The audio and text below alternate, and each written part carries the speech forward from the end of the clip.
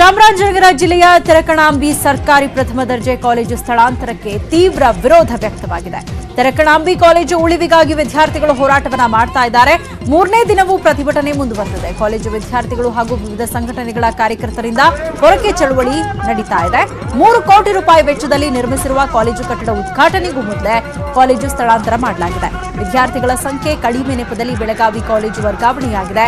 ಗ್ರಾಮೀಣ ಭಾಗದ ತಮಗೆ ಪದವಿ ವಿದ್ಯಾಭ್ಯಾಸ ಕುಂಠಿತಗೊಳ್ಳಲಿದೆ. ಕಾಲೇಜಿನ ಸ್ಥಳಾಂತರ ಮಾಡದಂತೆ ವಿದ್ಯಾರ್ಥಿಗಳು ಆಗ್ರಹಿಸಿದ್ದಾರೆ. ಕಾಲೇಜಿನ ಸ್ಥಳಾಂತರ ಆದೇಶ ರದ್ದಾಗುವವರೆಗೂ ನಿರಂತರ ಪ್ರತಿಭಟನೆ ಮಾಡುತ್ತೇವೆ ಅಂತ ವಿದ್ಯಾರ್ಥಿಗಳು ಎಚ್ಚರಿಕೆಯನ್ನ ನೀಡಿದ್ದಾರೆ. ಪ್ರತಿಭಟನೆಯನ್ನ ಹತ್ತಿಕ್ಕಲು ಪೊಲೀಸರು ಹುನ್ನಾರ ಮಾಡಿದ್ದಾರೆ ಅನ್ನೋ ಆರೋಪ ಮಾಡಲಾಗಿದ್ದು, ಕೆಲ ವಿದ್ಯಾರ್ಥಿನಿಯರ ಮನೆಗಳಿಗೆ ತೆರಳಿ ಬೆದರಿಕೆ ಹಾಕಿದ್ದಾರೆ ಎನ್ನಲಾಗ್ತಾ ಇದೆ. ಪ್ರತಿಭಟನೆಯಲ್ಲಿ ಪಾಲ್ಗೊಳ್ಳದಂತೆ ತೆರಕಣಾಂಬಿ ಪೊಲೀಸರಿಂದ ಬೆದರಿಕೆ ಹಾಕಲಾಗಿದ್ದು, ಪ್ರತಿಭಟನಾ ಸಂದರ್ಭದಲ್ಲಿ ವಿದ್ಯಾರ್ಥಿನಿ ಕಣ್ಣೀರಿಟ್ಟಿದ್ದಾಳೆ. ನ್ಯೂಸ್ 18 ವರದಿ ಬಳಿಕ ಎಚ್ಚೆತ್ತ ಜನಪ್ರತಿನಿಧಿಗಳು ಕೆಲವೇ ಕ್ಷಣಗಳಲ್ಲಿ ಪ್ರತಿಭಟನಾ ಸ್ಥಳಕ್ಕೆ ಭೇಟಿ ನೀಡಿದ್ದಾರೆ. ಕಾಲೇಜು ಉಳಿಸಿಕೊಳ್ಳಲು ಎಲ್ಲರೂ ಒಂದಾಗ್ತೇವೆ ಅಂತ ಶಾಸಕರು ಹೇಳಿದ್ದಾರೆ.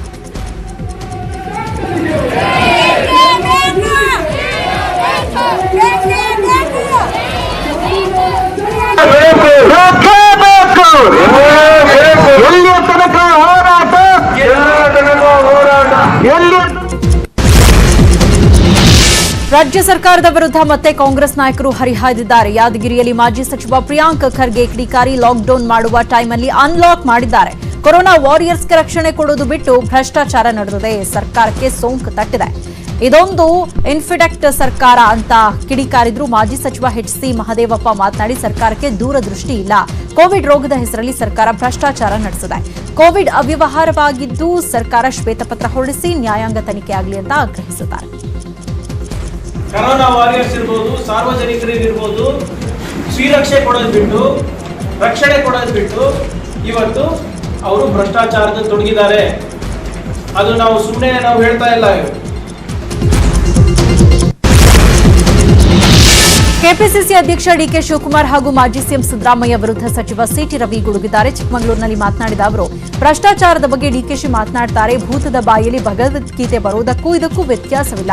ಡಿಕೆಶಿ ನನ್ನನ್ನ ನೇಣಿಗೆ ಏರಿಸಲಿ ಎಂದಿದ್ದಾರೆ. ಅವರ ಪ್ರಾಮಾಣಿಕರ ಅಂತ ಅವರು ಆತ್ಮಸಾಕ್ಷಿಗೆ ಪ್ರಶ್ನೆ ಮಾಡಿಕೊಳ್ಳಿ ಎಂದಿದ್ದಾರೆ. ಅಲ್ಲದೆ ಸಿದ್ದರಾಮಯ್ಯ ವಿರುದ್ಧವೂ ಕಿಡಿಕಾರಿ. ಭ್ರಷ್ಟಾಚಾರದ ಬಗ್ಗೆ ಸಿದ್ದರಾಮಯ್ಯ ಮಾತಾಡ್ತಾರೆ. ರೇಡಿಯೋ ಎಂಬ ಹೊಸ ಪರಿಭಾಷೆಯನ್ನ ಯಾರು ಹುಟ್ಟಾಕಿದ್ದು ಅಂತ ಸಿದ್ದರಾಮಯ್ಯನವರೇ ಅಂತ ಪ್ರಶ್ನೆ ಮಾಡಿದ್ದಾರೆ. ಡಿನೋಟಿಫಿಕೇಶನ್ ರೇಡಿಯೋ ಹುಟ್ಟು ಹಾಕಿ 600 ಎಕರೆ ಡಿನೋಟಿಫೈ ಮಾಡಿದ್ರು. ಇದಕ್ಕೆ ಉತ್ತರ ಸಿಗಲೇ ಇಲ್ಲ. ಕೋವಿಡ್ ವಿಚಾರದಲ್ಲಿ ಭ್ರಷ್ಟಾಚಾರದ ಆಲೋಚನೆಯೂ ತಪ್ಪು. ಆಧಾರ ಇದ್ರೆ ಸಿದ್ದು ಕಂಪ್ಲೇಂಟ್ ಮಾಡಲಿ, ಕೋರ್ಟ್ ಹಾಗೂ ಲೋಕಾಯುಕ್ತಕ್ಕೆ ಸಲ್ಲಿಸಲಿ ಅಂತ ಸವಾಲ್ ಹಾಕಿದ್ದಾರೆ. ಭ್ರಷ್ಟಾಚಾರದ ಬಗ್ಗೆ ಡಿ.ಕೆ. ಶಿವಕುಮಾರ್ ಅವರು ಮಾತಾಡೋದು, ಭೂತದ ಬಾಯಿನಲ್ಲಿ ಭಗವದ್ಗೀತೆ ಬರೋದು ಎರಡಕ್ಕೂ ವ್ಯತ್ಯಾಸ ಇಲ್ವೇ ಇಲ್ಲ. ನನ್ನ ನೇಣಿಗೇರಿಸಲಿ ಅಂತ ಹೇಳಿದ್ದಾರೆ. ಅವ್ರು ಪ್ರಾಮಾಣಿಕರ ಅನ್ನೋದನ್ನ ಅವರ ಆತ್ಮಸಾಕ್ಷಿಗೆ ಪ್ರಶ್ನೆ ಮಾಡ್ಕೊಂಡ್ಲಿ, ಅದ್ರ ಮೇಲೆ ಅವರು ಇನ್ನೊಬ್ಬರ ಮೇಲೆ ಆರೋಪ ಮಾಡಿ. ಡಿನೋಟಿಫಿಕೇಶನ್ ರೇಡಿಯೋ ಅಂತಕ್ಕಂಥ ಒಂದು ಹೊಸ ಶಬ್ದದ ಪರಿಭಾಷೆ ಹುಟ್ಟಾಕಿದ್ರು. ಯಾರು ಹುಟ್ಟಾಕಿದ್ದು? 600-700 ಎಕರೆ ಆ ರೇಡಿಯೋ ನೆಪದಲ್ಲಿ ಡಿನೋಟಿಫಿಕೇಶನ್ ಮಾಡಿದ್ರು. ಉತ್ತರ ಹೇಳಬೇಕಾದ್ರೆ ಅವರೇ, ಉತ್ತರ ಸಿಕ್ಕಿಲ್ಲ ನಮಗೆ. ಅವರಿಗಿರುವಂತ ಡಾಕ್ಯುಮೆಂಟ್ಸ್ ನ ಲೋಕಾಯುಕ್ತಕ್ಕೆ ಸಬ್ಮಿಟ್ ಮಾಡಬಹುದು, ದೂರ ಸಲ್ಲಿಸಬಹುದು. ಕೋರ್ಟಿಗೆ ಹೋಗಿ ಎನ್ಕ್ವೈರಿಗೆ ಆದೇಶ ಮಾಡಿ ಅಂತ ಹೇಳಿ ಕೋರ್ಟಿಗೆ ದಾಖಲೆಗಳನ್ನು ಸಬ್ಮಿಟ್ ಮಾಡಬಹುದು. ಸಬ್ಮಿಟ್ ಮಾಡಿ. ಬಿಜೆಪಿಯವರು ಲೀಗಲ್ ನೋಟಿಸ್ ಕೊಟ್ರೆ ನಾನೇನ್ ಹೆದರ್ಕೊಳ್ತೀನಾ? ನಾನು ಲಾಯರ್ ತಾನೆ. ನೋಟಿಸ್ ಬಂಡವಾಳ ಏನು ಅಂತ ನನಗ್ ಗೊತ್ತಿಲ್ವಾ? ಹೀಗಂತ ಬಿಜೆಪಿ ಲೀಗಲ್ ನೋಟಿಸ್ಗೆ ವಿಪಕ್ಷ ನಾಯಕ ಸಿದ್ದರಾಮಯ್ಯ ತಿರುಗೇಟನ್ನ ನೀಡಿದ್ದಾರೆ. ನಾನು ಆರೋಪ ಮಾಡಿರೋದು ಸರ್ಕಾರದ ಮೇಲೆ, ಆದ್ರೆ ಅವನ್ಯಾರೋ ನೋಟಿಸ್ ಕೊಟ್ಟಿದ್ದಾನೆ. ಯಾರೋ ನೋಟಿಸ್ ಕೊಟ್ರೆ ಏನ್ ಪ್ರಯೋಜನ ಅಂತ ಟಾಂಗ್ ಕೊಟ್ರು. ಇನ್ನು ಹ್ಯೂಬ್ಲೋಟ್ ವಾಚ್ ವಿವಾದಕ್ಕೆ ಬಿಜೆಪಿಗೆ ತಿರುಗೇಟು ನೀಡಿದ ಸಿದ್ದು, ಅದು ಮುಗಿದು ಹೋದ ಕಥೆ. ನಾನು ಯಡಿಯೂರಪ್ಪರ ಹಳೆ ಕೇಸ್ ಬಗ್ಗೆ ಮಾತಾಡ್ಲಾ ಅಂತ ಪ್ರಶ್ನೆ ಮಾಡಿದ್ರು. ಸರ್ಕಾರದಿಂದ ಲೂಟಿ ಮಾಡಿದ ದುಡ್ಡಿನಿಂದ ವಾಚ್ ಖರೀದಿಸಿದ್ನಾ ಅಂತ ಕಿಡಿಕಾರಿದ್ರು. ಇದಕ್ಕೆ ಪ್ರತಿಕ್ರಿಯೆ ನೀಡಿರುವ ಸಚಿವ ಸಿಟಿ ರವಿ, ಸಿದ್ದು ಹಾಗೂ ಡಿಕೆಶಿ ನಡುವೆ ಪ್ರಚಾರಕ್ಕಾಗಿ ಕಾಂಪಿಟೇಷನ್ ನಡೀತಾ ಇದೆ ಅಂತ ಟಾಂಗ್ ಕೊಟ್ಟಿದ್ದಾರೆ. ನೋಟಿಸ್ ಎದುರ್ಕೊಂಡಿದ್ದಾನಪ್ಪ. ನಾನು ಲಾಯರ್ ಅಲ್ವಾ? ಆ ನೋಟಿಸ್ ಬಂಡವಾಳ ಏನು ಅಂತ ಗೊತ್ತಿಲ್ಲ ನನಗೆ. MLC ಯಾರು ಮಾಡಲಿ, ಮಿನಿಸ್ಟರ್ ಯಾರು ಮಾಡಲಿ, ನಾನು ಮಾಡಿರೋದು ಸರ್ಕಾರದ ಮೇಲೆ. ಯಾವನ ರವಿಕುಮಾರ್ ಅಂತ ಅವನ ಕೈಲಿ ನೋಟಿಸ್ ಕೊಡ್ತಾರೆ. ACB-ನಲ್ಲಿ ವಿಚಾರಣೆಯಾಗಿ ಅದಕ್ಕೆ ಕ್ಲೀನ್ ಚಿಟ್ ಎಲ್ಲ ಕೊಟ್ಟು ಆಗ್ಬಿಟ್ಟಲ್ಲ. ಅದಕ್ಕೆ ಮಾತಾಡೋಕ್ಕಾಗತ್ತೆ. ನಾನು ಆ ವಾಚನ್ನು ಗೌರ್ಮೆಂಟ್ಗೂ ಕೊಟ್ಟುಬಿಟ್ಟಿದ್ದೀನಿ. ನಾನು ಮತ್ತೆ ಯಡಿಯೂರಪ್ಪನ ಕೇಸ್ ಪ್ರಸ್ತಾಪ ಮಾಡಲಾ? ಏನು ವಾಚ್ ಕಟ್ಬಿಟ್ಟಿದ್ದೆ ನಾನು ಸರ್ಕಾರದಲ್ಲಿ.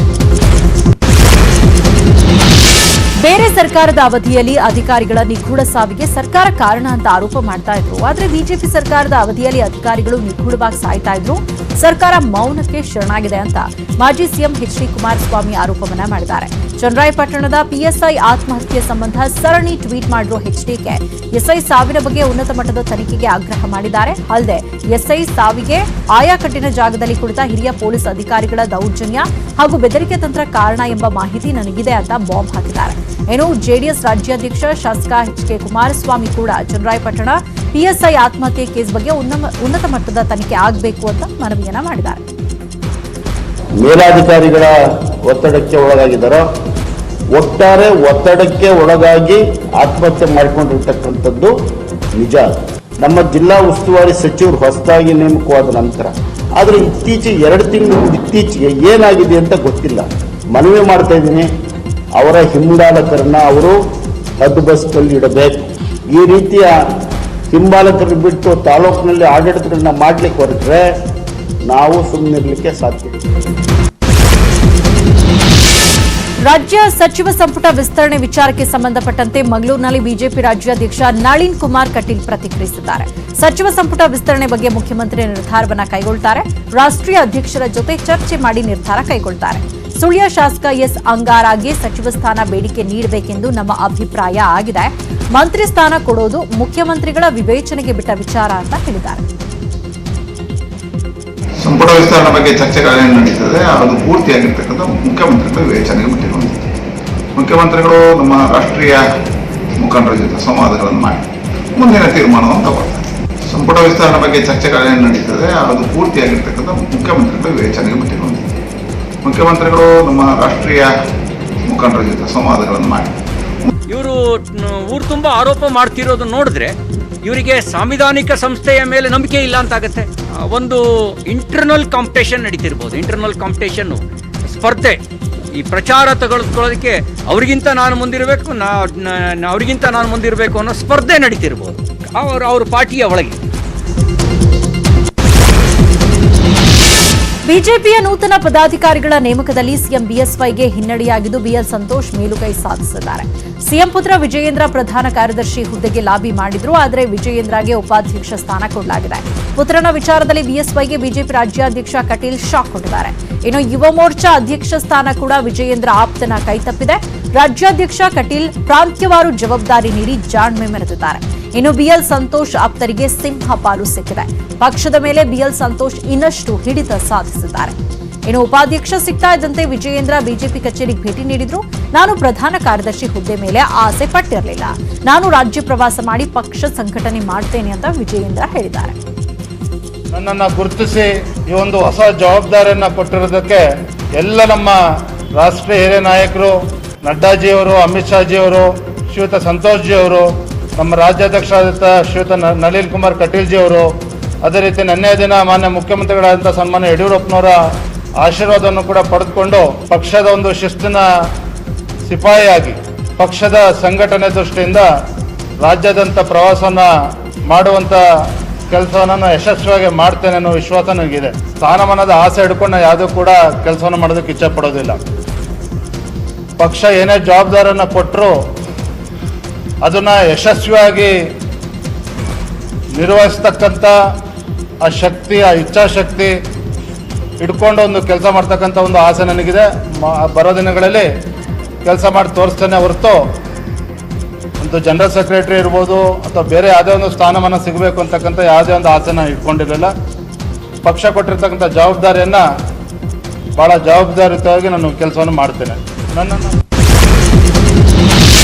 ಬಾಗಲಕೋಟೆಯ ಕೋವಿಡ್ ಆಸ್ಪತ್ರೆ ವಿರುದ್ಧ ಸೂಕ್ತ ಚಿಕಿತ್ಸೆ ನೀಡದಿರುವ ಆರೋಪ ಕೇಳಿಬಂದಿದೆ. ಮುಧೋಳದಲ್ಲಿ ಬಸ್ ಕಂಡಕ್ಟರ್ ಆಗಿರೋ ಸೋಂಕಿತನನ್ನ ಪತ್ನಿ 2 ದಿನಗಳ ಹಿಂದೆ ಆಸ್ಪತ್ರೆಗೆ ಕರೆದುಕೊಂಡು ಬಂದಿದ್ರು. ಆದ್ರೆ ಆಸ್ಪತ್ರೆಗೆ ದಾಖಲಿಸಿಲ್ಲ.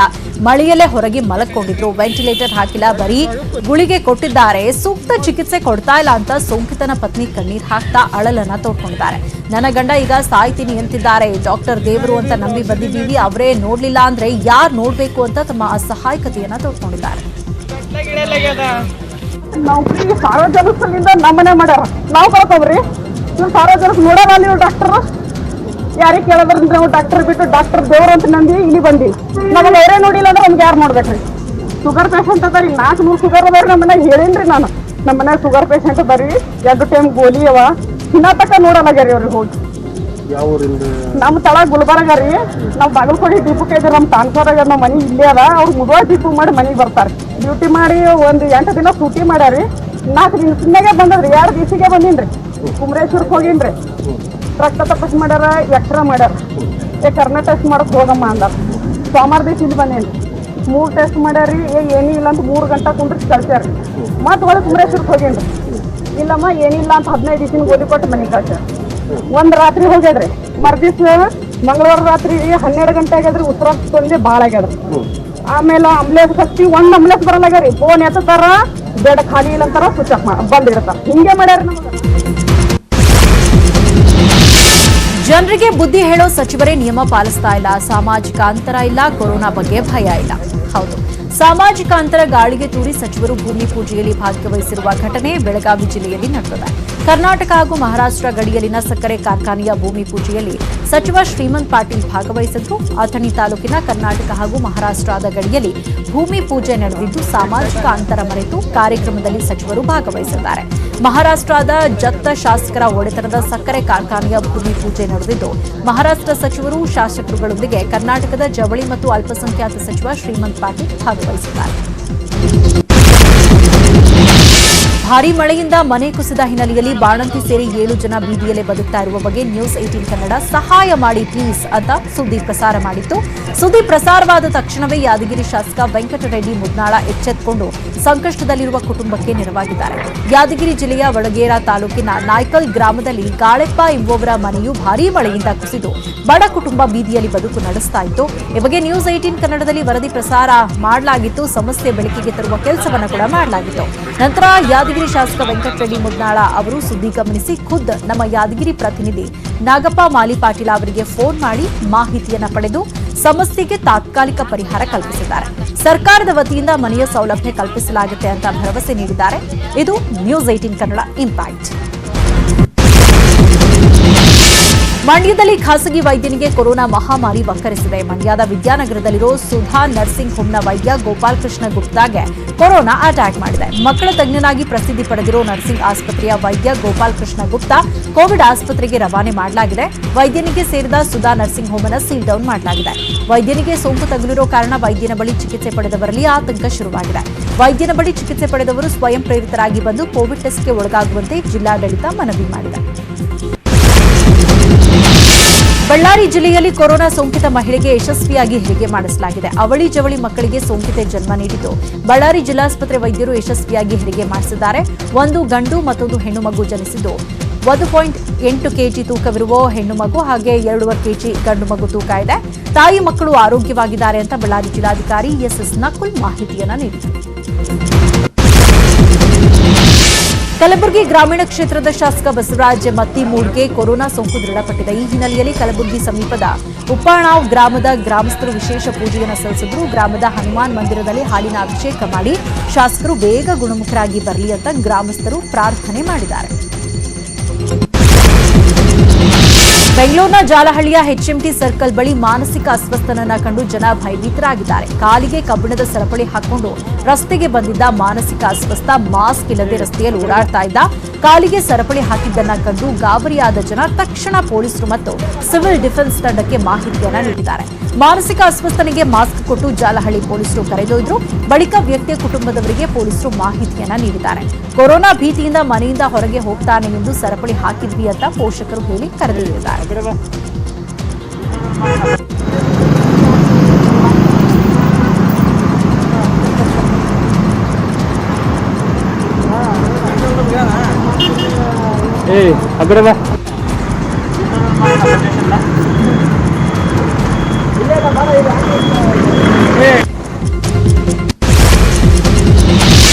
ಬೆಳಗಾವಿ ಜಿಲ್ಲೆಯ ಕೊರೋನಾ ಸೋಂಕಿತರ ಅಂತ್ಯ ಸಂಸ್ಕಾರದ ವೇಳೆ ಮತ್ತೆ ಅವಾಂತರವಾಗಿದೆ. ಬೆಳಗಾವಿ ಸದಾಶಿವನಗರದ ಸ್ಮಶಾನದಲ್ಲಿ ನಿನ್ನೆ ಸಂಜೆ ಕೊರೋನಾ ಸೋಂಕಿತನ ಅಂತ್ಯಕ್ರಿಯೆ ನಡೆದಿದೆ. ಈ ವೇಳೆ ಕೊರೋನಾ ಸೋಂಕಿನ ಭಯ ಮರೆತು ಗುಂಪು ಗುಂಪಾಗಿ ಸ್ಮಶಾನದ ಒಳಗೆ ನುಗ್ಗಿದ ಸಂಬಂಧಿಗಳು ಕೂಗಳತೆ ದೂರದಲ್ಲಿ ನಿಂತು ಅಂತ್ಯಕ್ರಿಯೆ ನೀಡಿದ್ದಾರೆ. ಕೊರೋನಾ ಪಾಸಿಟಿವ್ ಕುಟುಂಬಕ್ಕೆ ಅಘೋಷಿತ ಬಹಿಷ್ಕಾರ ಹಾಕಿರೋ ಅಮಾನವೀಯ ಘಟನೆ ವಿಜಯಪುರ ನಗರದ ಚಾಲುಕ್ಯ ನಗರದಲ್ಲಿ ನಡೆದಿದೆ. ಮನೆಗೆ ಹಾಲು ಪೇಪರ್ ಹಾಕದಂತೆ ತಡೆ ಒಡ್ಡಲಾಗಿದೆ ಅಂತ ಪಾಸಿಟಿವ್ ವ್ಯಕ್ತಿಯ ಕುಟುಂಬದವರು ಆರೋಪ ಮಾಡಿದ್ದಾರೆ. ಈ ಸಂಬಂಧ ಪ್ರಧಾನಿ ಕಚೇರಿ, ಸಿಎಂ ಕಚೇರಿ, ಆರೋಗ್ಯ ಸಚಿವರು ಹಾಗೂ ಜಿಲ್ಲಾಧಿಕಾರಿಗೆ ಟ್ವೀಟ್ ಮೂಲಕ ದೂರು ನೀಡಿದ್ದಾರೆ. ಸೋಂಕಿತ ವ್ಯಕ್ತಿ ಮನೆಯ ಮೊದಲ ಮಹಡಿಯಲ್ಲಿ ಐಸೋಲೇಟ್ ಆಗಿದ್ದಾರೆ. ಕುಟುಂಬದ ಇತರರು ಮನೆಯ ಕೆಳ ಮಹಡಿಯಲ್ಲಿ ವಾಸವಿದ್ದಾರೆ. ಹೀಗಿದ್ರೂ ಮನೆ ಸುತ್ತಮುತ್ತಲ ಜನರ ವರ್ತನೆಯಿಂದಾಗಿ ಕುಟುಂಬಸ್ಥರು ಬೇಸರ ವ್ಯಕ್ತಪಡಿಸಿದ್ದಾರೆ. ಈ ಬಗ್ಗೆ ಪ್ರತಿಕ್ರಿಯಿಸಿರುವ ವಿಜಯಪುರ ಡಿಸಿ ಸುನೀಲ್ ಕುಮಾರ್, ಬಡಾವಣೆ ಜನ ತೊಂದರೆ ಮಾಡದೆ ಸಹಕರಿಸಬೇಕು, ಇಲ್ಲದಿದ್ರೆ ಕಾನೂನು ರೀತಿ ಕ್ರಮ ಕೈಗೊಳ್ತೇವೆ ಅಂತ ಎಚ್ಚರಿಕೆ ಕೊಟ್ಟಿದ್ದಾರೆ. ಮಕ್ಕಳ ಶಿಕ್ಷಣಕ್ಕಾಗಿ ಮಾಂಗಲ್ಯ ಸರವನೆ ಅಡವಿಟ್ಟಿದ್ರು ಗದಗ ಜಿಲ್ಲೆಯ ರಡ್ಡೇರ್ ನಾಗನೂರಿನ ತಾಯಿ ಕಸ್ತೂರಿ. ಈ ತಾಯಿಯ ಸಂಕಷ್ಟದ ಬಗ್ಗೆ ನ್ಯೂಸ್ 18 ವರದಿ ಬಿತ್ತರಿಸಿದ ಬಳಿಕ ಇವರಿಗೆ ನೆರವಿನ ಮಹಾಪೂರವೇ ಹರಿದು ಬರ್ತಾ ಇದೆ. ಶಾಸಕ ಜಮೀರ್ ಅಹಮದ್ ತಾಯಿ ಕಸ್ತೂರಿಗೆ 50,000 ರೂಪಾಯಿ ನೆರವು ನೀಡಿದ್ದಾರೆ. ಆಪ್ತರ ಮೂಲಕ ಇವರಿಗೆ 50,000 ರೂಪಾಯಿ ಹಣವನ್ನು ಹಸ್ತಾಂತರಿಸಿದ್ದಾರೆ. ಅಲ್ಲದೆ ಆ ತಾಯಿಯ ಮಕ್ಕಳ ಶಿಕ್ಷಣಕ್ಕೂ ಸಹಾಯ ಮಾಡುವ ಭರವಸೆಯನ್ನ ನೀಡಿದ್ದಾರೆ. ಇನ್ನು ಗದಗ ಜಿಲ್ಲಾ ಮಕ್ಕಳ ರಕ್ಷಣಾ ಘಟಕದ ದಿನೇಶ್ ನೇತೃತ್ವದ ತಂಡ ಕೂಡ ಗ್ರಾಮಕ್ಕೆ ಭೇಟಿ ನೀಡಿ ಮಕ್ಕಳಿಗೆ ನೆರವಾಗುವ ಭರವಸೆಯನ್ನ ನೀಡಿದರು. ಮಕ್ಕಳ ರಕ್ಷಣಾ ಘಟಕದಿಂದ ಪ್ರಾಯೋಜಕತ್ವ ಸೌಲಭ್ಯದಡಿಯಲ್ಲಿ ಪ್ರತಿ ತಿಂಗಳು 1,000 ರೂಪಾಯಿಯಂತೆ 3 ವರ್ಷ ಸೌಲಭ್ಯ ವ್ಯವಸ್ಥೆ ನೀಡುವುದಾಗಿ ತಿಳಿಸಿದ್ದಾರೆ.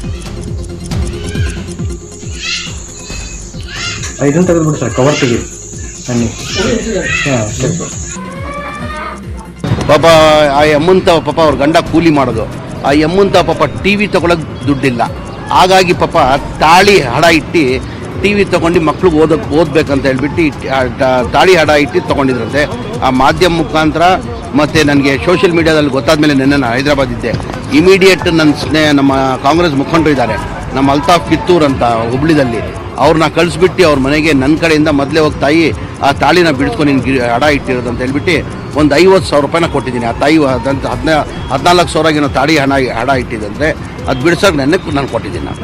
ನಾವು ನಮ್ಮ ಸಮಗ್ರ ಮಕ್ಕಳ ರಕ್ಷಣಾ ಯೋಜನೆ ಅಡಿ ಅವರಿಗೆ ಒಂದು ಪ್ರಾಯೋಜಕತ್ವ ಕಾರ್ಯಕ್ರಮದಲ್ಲಿ ಪ್ರತಿ ತಿಂಗಳು 3 ವರ್ಷದವರೆಗೆ ಅವರಿಗೆ ಒಂದು 1,000 ಆರ್ಥಿಕ ಸೌಲಭ್ಯವನ್ನು ಕೊಡೋದಕ್ಕೆ ಅವಕಾಶ ಇದ್ದು, ಯೋಜನೆಯ ಸೌಲಭ್ಯನ ಅವರಿಗೆ ತಲುಪಿಸೋದಕ್ಕೆ ನಾವು ಇಲಾಖೆಯಿಂದ ಎಲ್ಲ ರೀತಿಯಾದ ಅಗತ್ಯ ಕ್ರಮ ವಹಿಸ್ತೀವಿ ಅಂತ ಹೇಳ್ತಾ ಈ ಒಂದು ವಿಷಯನ ನಮ್ಮ ಗಮನಕ್ಕೆ ತಂದಂಥ ನ್ಯೂಸ್ 18 ಚಾನೆಲ್ ಅವರಿಗೆ ಧನ್ಯವಾದಗಳನ್ನು ಅರ್ಪಿಸ್ತೇನೆ.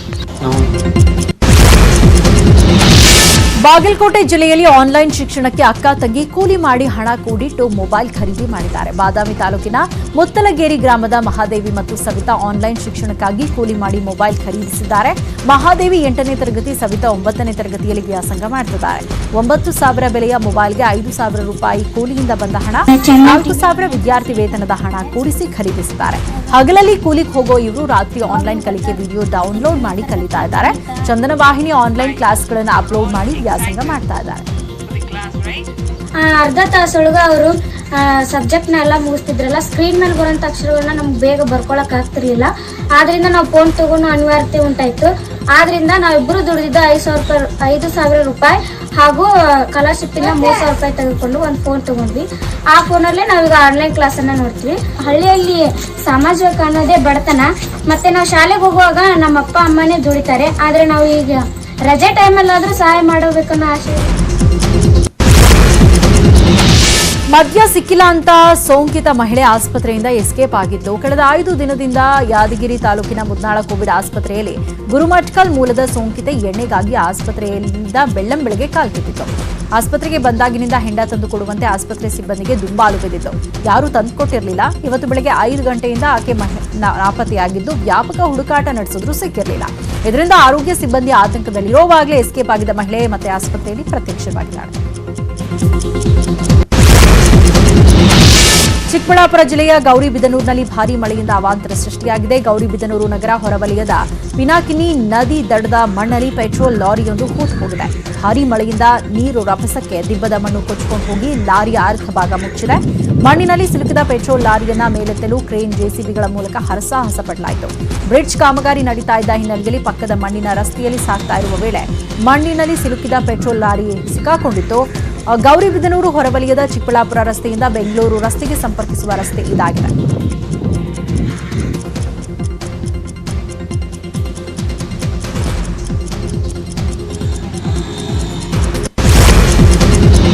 ಇನ್ನುಳಿದ ಪ್ರಮುಖ ಸುದ್ದಿಗಳನ್ನು ನೋಡೋಣ ಚಿಕ್ಕ ಬ್ರೇಕ್ ನಂತರ.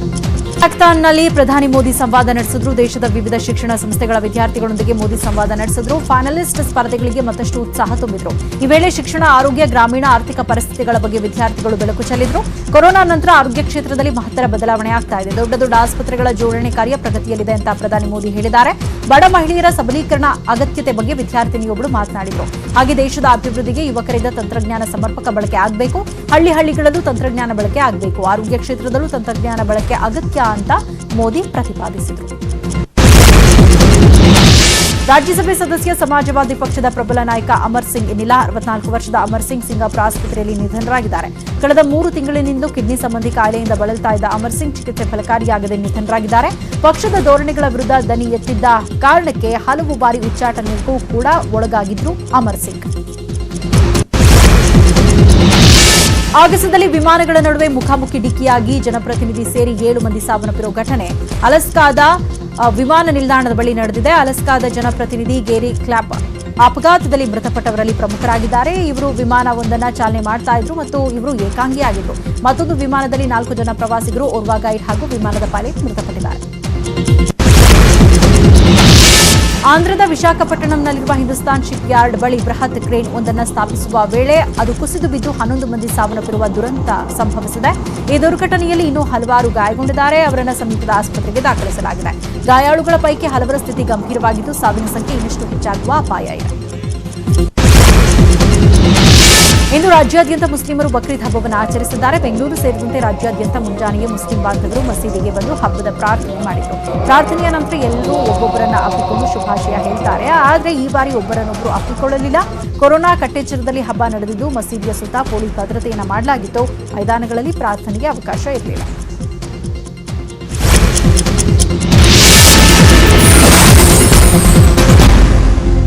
ಪಿಎಸ್ ಅಧಿಕಾರಿ ಕಮಲ್ ಪಂತ್ ಅಧಿಕಾರ ಸ್ವೀಕಾರ ಮಾಡಿದ್ದಾರೆ. ನಿರ್ಗಮಿತ ಕಮಿಷನರ್ ಭಾಸ್ಕರ್ ರಾವ್ ನೂತನ ಆಯುಕ್ತರಿಗೆ ಅಧಿಕಾರ ಹಸ್ತಾಂತರ ಮಾಡಿದ್ರು. ಅಧಿಕಾರ ಹಸ್ತಾಂತರದ ವೇಳೆ ಎಡವಟ್ಟು ನಡೆದಿದೆ. ನೂತನ ಆಯುಕ್ತರನ್ನು ನಿರ್ಗಮಿತ ಕಮಿಷನರ್ ಆಲಿಂಗನ ಮಾಡಿ ಹೆಗಲಿಗೆ ಕೈ ಹಾಕಿ ಅಭಿನಂದಿಸಿದ್ದಾರೆ. ಕೊನೆ ಕ್ಷಣದಲ್ಲಿ ಭಾವುಕರಾದ ಭಾಸ್ಕರ್ ರಾವ್ ಬ್ಯಾಟನ್ ನೀಡಿ ಕೈ ಮುಗಿದು ಹೊರಟು. ಕೊರೋನಾ ಕಾಲದಲ್ಲಿ ಮಾನವ ಹಕ್ಕುಗಳ ಉಲ್ಲಂಘನೆ ಆಗ್ತಾ ಇದೆ ಅಂತ ಮಾನವ ಹಕ್ಕು ಆಯೋಗದಲ್ಲೂ ದೂರು ದಾಖಲಾಗ್ತಾ ಇದೆ. ಕೋವಿಡ್ ರೋಗಿಗಳಿಗೆ ಸರಿಯಾದ ಚಿಕಿತ್ಸೆ ಸಿಗ್ತಾ ಇಲ್ಲ, ಸಕಾಲಕ್ಕೆ ಆಸ್ಪತ್ರೆಗೆ ದಾಖಲಿಸಲಾಗ್ತಾ ಇಲ್ಲ ಅಂತ ಹೇಳಿದ ಆರೋಪ ಮಾಡಿದ್ದಾರೆ. ಅಲ್ಲದೆ ಆಂಬ್ಯುಲೆನ್ಸ್ಗಳು ಸಿಗ್ತಾ ಇಲ್ಲ, ಬೆಡ್ ಸಿಗ್ತಾ ಇಲ್ಲ, ಮೃತಪಟ್ಟವರನ್ನ ಗೌರವಯುತವಾಗಿ ಅಂತ್ಯ ಸಂಸ್ಕಾರ ಮಾಡ್ತಾ ಇಲ್ಲ. ಇದು ಸ್ಪಷ್ಟವಾಗಿ ಮಾನವ ಹಕ್ಕುಗಳ ಉಲ್ಲಂಘನೆ. ಅಧಿಕಾರಿಗಳು ಮತ್ತು ಸರ್ಕಾರ ಬೇಜವಾಬ್ದಾರಿಯಿಂದ ನಡ್ಕೊಳ್ತಾ ಇದೆ ಅಂತ ಸಾರ್ವಜನಿಕ ಲೆಕ್ಕಪತ್ರ ಸಮಿತಿ ಅಧ್ಯಕ್ಷ ಎಚ್.ಕೆ. ಪಾಟೀಲ್ ಮಾನವ ಹಕ್ಕು ಆಯೋಗಕ್ಕೆ ದೂರು ನೀಡಿದರು. ಇಂದಿನಿಂದ ರಾಜ್ಯದಲ್ಲಿ ಅನ್ಲಾಕ್ 3.0 ರೂಲ್ಸ್ ಜಾರಿಯಾಗಿದೆ. ಲಾಕ್ಡೌನ್ ನಿಯಮದಲ್ಲಿ ಸಾಕಷ್ಟು ಬದಲಾವಣೆ ಆಗಿದೆ. ಇಂದಿನಿಂದ ನೈಟ್ ಕರ್ಫ್ಯೂ ಇರಲ್ಲ. ನಾಳೆ ಸಂಡೇ ಲಾಕ್ಡೌನ್ ಕೂಡ ಇರಲ್ಲ. ಎಂದಿನಂತೆ ಜನಜೀವನ, ವಾಹನ ಸಂಚಾರ ಮಾಡಬಹುದು. ಇನ್ಮುಂದೆ ರಾತ್ರಿಯೂ ವಾಹನಗಳ ಓಡಾಟಕ್ಕೆ ಅವಕಾಶ ಇದೆ. ಬಸ್, ಆಟೋ, ಜನರ ಓಡಾಟಕ್ಕೆ ಅಡ್ಡಿ ಇಲ್ಲ. ಇದರಿಂದ ಇಡೀ ರಾಜ್ಯದ ಜನತೆಗೆ ಫುಲ್ ರಿಲ್ಯಾಕ್ಸ್ ಸಿಕ್ಕಿದೆ. ಆಗಸ್ಟ್ 5ರಿಂದ ಜನರಿಗೆ ಇನ್ನಷ್ಟು ರಿಲ್ಯಾಕ್ಸ್ ಸಿಗಲಿದೆ. ಬುಧವಾರದಿಂದ ಜಿಮ್ ಸೆಂಟರ್ಗಳು ಓಪನ್ ಆಗಲಿವೆ. ಯೋಗ ಕೇಂದ್ರಗಳು ಪುನರಾರಂಭ ಆಗುತ್ತೆ. ಕೊರೋನಾದಿಂದಾಗಿ ಮಂಡ್ಯ ಜಿಲ್ಲೆಯ ಪ್ರಸಿದ್ಧ ನಿಮಿಷಾಂಬ ದೇಗುಲಕ್ಕೆ ಭಕ್ತರ ಪ್ರವೇಶ ನಿಷೇಧ ಮಾಡಲಾಗಿದೆ. ಶ್ರೀರಂಗಪಟ್ಟಣದಲ್ಲಿ ಕೊರೋನಾ ಹೆಚ್ಚಾಗ್ತಾ ಇರುವ ಹಿನ್ನೆಲೆಯಲ್ಲಿ ಗಂಜಾಂನಲ್ಲಿರುವ ನಿಮಿಷಾಂಬ ದೇಗುಲದಲ್ಲಿ ಹುಣ್ಣಿಮೆ ಪೂಜೆಗೆ ಭಕ್ತರಿಗೆ ನಿರ್ಬಂಧ ಹೇರಲಾಗಿದೆ. ಪ್ರತಿ ಹುಣ್ಣಿಮೆ ಪೂಜೆಗೆ ಬೆಂಗಳೂರು, ಮೈಸೂರು ಸೇರಿದಂತೆ ಸುತ್ತಮುತ್ತಲಿನಿಂದ ಭಕ್ತರು ಈ ದೇಗುಲಕ್ಕೆ ಬರ್ತಾ ಇದ್ರು. ಹುಣ್ಣಿಮೆ ಪೂಜೆಯಿಂದ ಸೋಂಕು ಹರಡೋ ಭೀತಿ ಇರೋದ್ರಿಂದ ಭಕ್ತರ ಪ್ರವೇಶ ನಿರ್ಬಂಧ ಮಾಡಿ ಶ್ರೀರಂಗಪಟ್ಟಣ ತಹಸೀಲ್ದಾರ್ ರೂಪಾ ಆದೇಶ ಹೊರಡಿಸಿದ್ದಾರೆ. ಕುಡಿದ ಮತ್ತಿನಲ್ಲಿ ಹುಚ್ಚಾಟ ಮಾಡಿರೋ ಕುಡುಕ ತಲವಾರ್ ಹಿಡಿದು ಪೊಲೀಸರನ್ನೇ ಅಟ್ಟಾಡಿಸಿದ್ದಾನೆ. ಬೀದರ್ ಓಲ್ಡ್ ಸಿಟಿಯಲ್ಲಿ ಬೆಳಗಿನ ಜಾವ ಈ ಘಟನೆ ನಡೆದಿದೆ. ಅಟ್ಟಾಡಿಸಿದ ಪೊಲೀಸರು ಸಿಗದಿದ್ದಕ್ಕೆ ಅಕ್ಕಪಕ್ಕದಲ್ಲಿದ್ದ ಕಾರ್ನ ಗ್ಲಾಸ್ ಒಡೆದು ಹಾಕಿದ ಕುಡುಕ ಪುಂಡಾಟ ನಡೆಸಿದ್ದಾನೆ. ತಲವಾರ್ ಹಿಡಿದು ಹುಚ್ಚನಂತೆ ವರ್ತಿಸ್ತಾ ಇದ್ದವನನ್ನ ಕೊನೆಗೆ ಜನರೇ ಹಿಡಿದು ಪೊಲೀಸರಿಗೆ ಒಪ್ಪಿಸಿದ್ರು.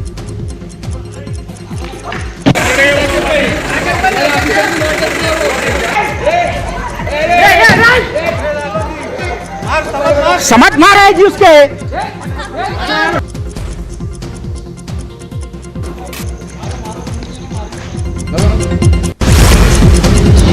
ಇದು ಸದ್ಯದ ನ್ಯೂಸ್ ಅಪ್ಡೇಟ್ಸ್. ನೋಡ್ತಾ ಇರಿ ನ್ಯೂಸ್ 18 ಕನ್ನಡ. ಜಾಲ ನಮ್ಮದು, ಬಲ ನಿಮ್ಮದು.